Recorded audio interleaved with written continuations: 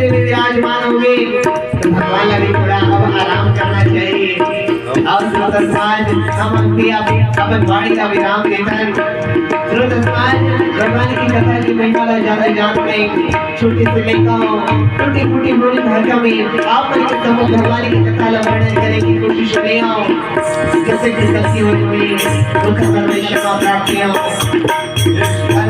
अपन लेकर क्षमा प्रदान करो, आशीर्वाद प्रदान करो।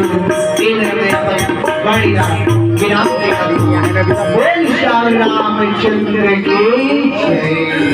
मरे ममता मरे